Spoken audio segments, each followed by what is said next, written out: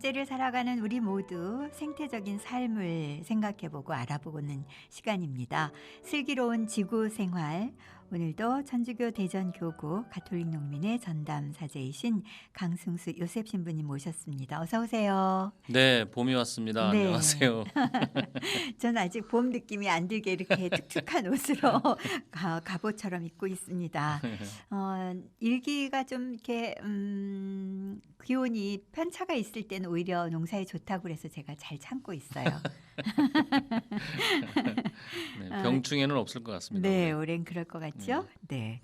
이 시간 기다리면서 사실 오늘은 어떤 말씀으로 우리를 뜨끔하게 해주실까? 뭐 이런 생각을 하면서 기대도 하고 하게 되네요. 예, 지난 시간에 인류가 네. 에너지의 과다한 사용으로 우리 지구가 망가지는 데 기여를 하고 있으니 네. 이를 전환해야 한다는 말씀 네. 드렸는데요. 네. 오늘은 에너지 사용을 최소화하고 우리 인간의 삶을 풍요롭게 하는 적정 기술에 대해 생각해 보겠습니다. 네. 적정 기술. 네. 어떤 의미로 이것이 생태와 연결될 수 있을까요?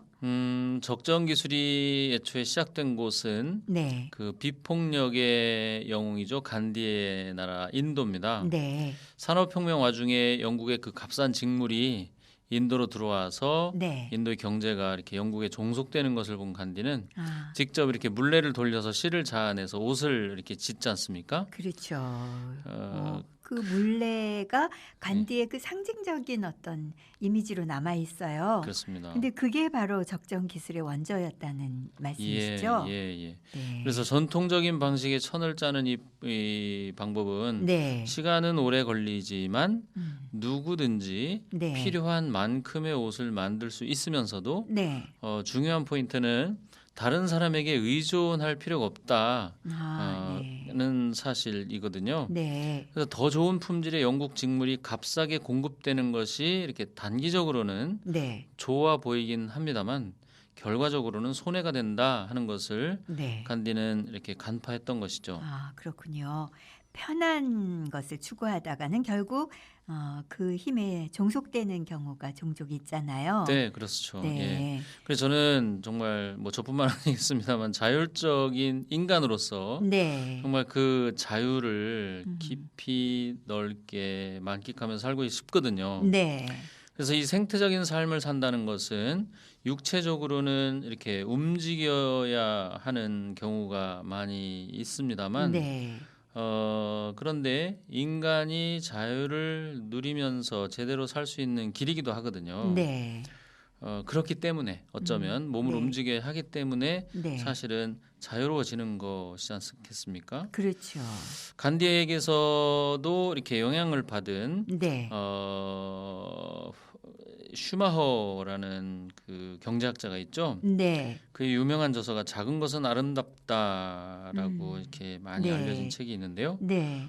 이 책에서 대량 생산 기술이 이 생태계 파괴하고 재생하기 어려운 자원을 지금 낭비한다라고 지적하면서 네. 근대 지식을 잘 활용하고 자원을 낭비하지 않는 생산 기술을 이분이 제안을 하셨거든요. 네. 참 그래서 오래전에 말씀하셨는데도 이제까지 통용되는 그런 통찰인 거네요. 네, 70년대에 쓰여진 책입니다만 네. 슈마어는 이 기술이 일자리를 많이 만들고 네. 사용하기 또 저렴하고 네. 비교적 단순한 기술이면서 음. 그 지역에서 생산되는 재료를 사용하는 기술이다라고 정의를 합니다. 네. 그래서 이것이 바로 적정 기술의 정의로 이렇게 정착이 되기도 하죠. 네. 기술이라는 말이 붙어 있지만 정말 이 단순한 의미는 아닌 것 같아요. 예, 네. 기술이라고는 하지만 이 그 인간에 대한 깊은 관심 네. 또 이해를 바탕에 둔 하나의 철학이고 세계관이라고도 말할 수 있는데요. 그러네요. 이 기술을 사용할 때 어떤 개인의 자유가 확대되고 좀 더 네. 그의 사용이 환경이나 타인에게 가하는 피해가 최소화되는 그런 기술인 것이죠. 네. 그래서 간단히 말하면 인간과 환경을 배려하는 따뜻한 기술이다 이렇게 얘기할 수 있습니다. 네. 인간과 환경을 배려하는 따뜻한 기술, 적정 기술.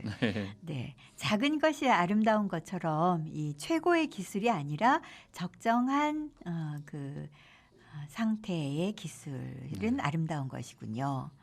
그렇죠. 네. 예, 그래서 이 기술이 정말 고도로 발달되어 있지 않습니까? 그렇죠. 그런데 이 발달 와중에 생기는 여러 가지 부작용들이 분명히 있는데요. 네.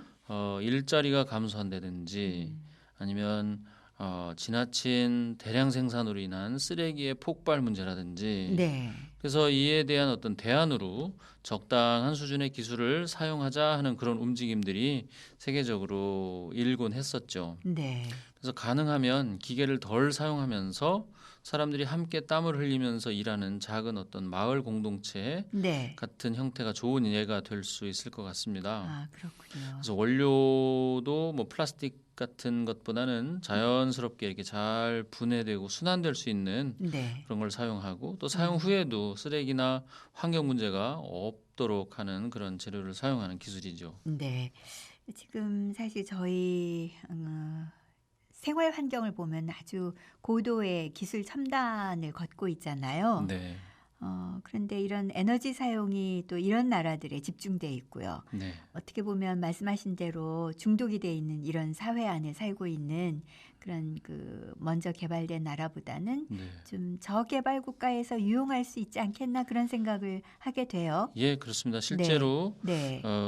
상대적으로 이 저개발 국가들에서는 기술이 잘 발달되어 있지 않죠. 네. 그래서 주로 이렇게 자연에서 나는 원료를 사용하고 또 사람들의 그 노동력도 풍부한 편입니다. 네. 그래서 이 적정 기술이 구현되기에 아주 적합하기도 한데요. 네. 뭐 예를 들면 이제 남아프리카 공화국에서 개발된 그 큐드럼이라고 하는 네. 물통이 있습니다. 네. 아프리카 여러 나라에서는 이 부모가 모두 이렇게 일을 해야 하기 때문에 네. 물을 깃는 것은 아이들에게 이렇게 맡겨져 있다고 해요. 네. 근데 이 수원지로부터 너무 멀리 떨어져서 아이들이 물을 길어 오느라고 아, 학교 갈 시간마저도 없는 경우들이 많다고 합니다. 네. 이런 사정을 개선해 준 것이 이제 이 큐드럼인데요. 네. 한 그 75리터가 이렇게 들어가는 네.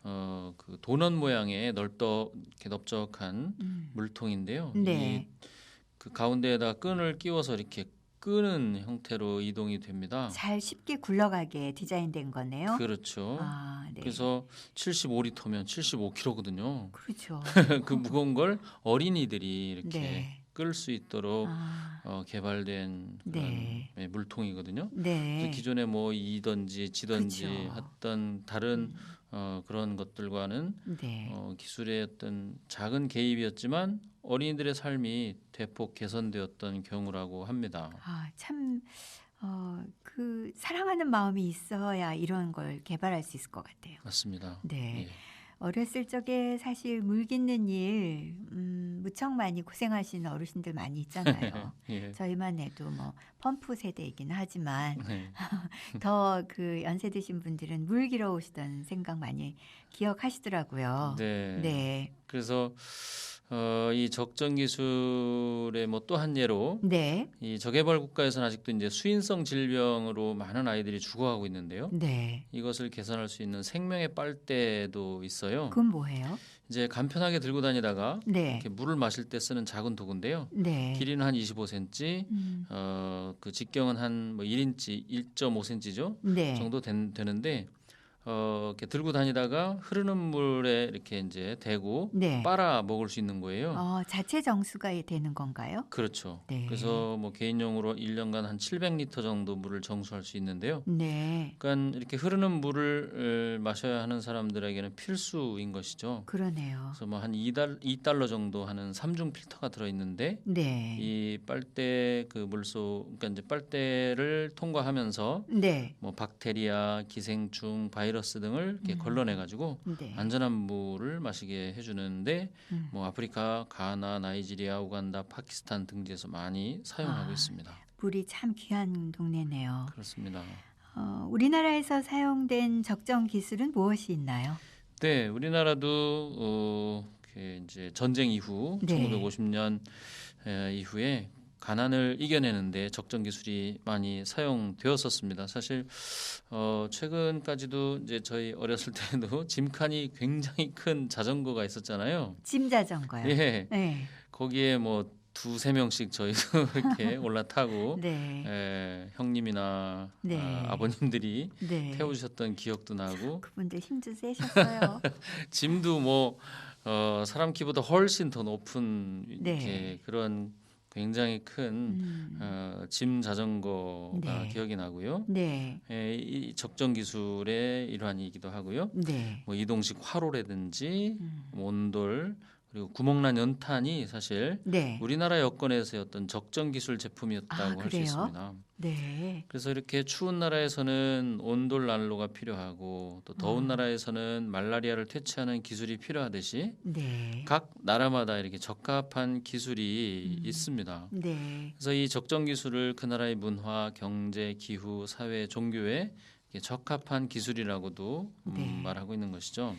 어떻게 보면 그 어려운 사람들, 가난한 분들의 문제를 해결해 줄 수 있는 기술이라는 면에서 착한 기술이다. 이렇게 말할 수도 있겠어요. 그래요. 네. 말씀하신 대로 이렇게 사랑이 있어야 네. 또 관심이 있어야 개발되는 그런 기술입니다. 네.